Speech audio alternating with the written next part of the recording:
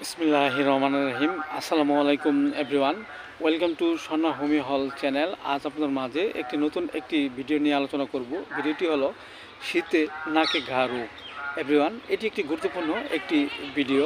আমাদের দেশে বর্তমান সময়ে প্রচুর শীত পড়েছে, যার ফলে অনেক সময় আমাদের মাঝে ঠান্ডা সর্দি লেগে আছে।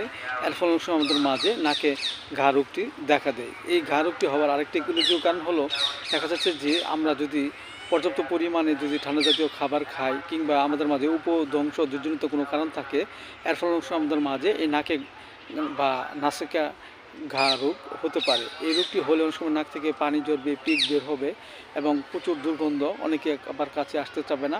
সো এভরিওয়ান, এই রোগটি হলে আমরা যে করণীয় বিষয়গুলো জেনে সুস্থ হতে পারি। যেমন দেখা যাচ্ছে যে একজন ব্যক্তির নাকের ভিতর ঘা হয়েছে, এটি স্পর্শ করলে রক্ত ঝরে, পানি বের হয়, প্রচুর দুর্গন্ধ। এসব লক্ষণে আমরা হোমিওপ্যাথিতে একটি ওষুধ খেতে পারি, সেটা হলো হাইড্রোক্সি 30।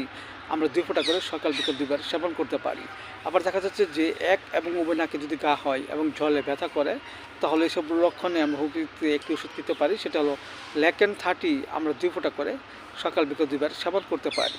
আবার দেখা যাচ্ছে যে একজন ব্যক্তির ঘন ঘন ঠান্ডা সর্দি লাগার ফলে তার মাঝে নাসিকে ঘা রোগ দেখা দেয় এবং নাক থেকে পানি ঝরে, পিক ঝরে এবং প্রচুর দুর্গন্ধ, অনেকে কাছে আসতে চায় না। এসব লক্ষণে আমরা হোমিওপ্যাথিতে একটি ওষুধ খেতে পারি, সেটা হলো ব্যালসাম পেরু 30। আমরা 2 ফোঁটা করে সকাল বিকেল 2 বার সেবন করতে পারি। পাশাপাশি আমরা 2টি হোমিওপ্যাথি বায়োকেমিক বড়ি খেতে পারি। একটি হলো ক্যালকিয়ার 4-6 4টি বড়ি চিবিয়ে আমরা হালকা গরম পানি সহ সকাল বিকেল 2 বার সেবন করতে পারি। এবং বায়োকেমিক বড়ি সালেসিয়া 6 4টি বড়ি চিবিয়ে আমরা হালকা গরম পানি সহ সকাল বিকেল 2 বার সেবন করতে পারি।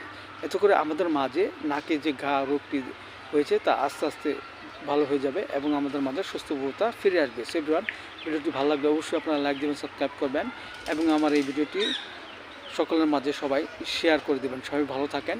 Thank you so much.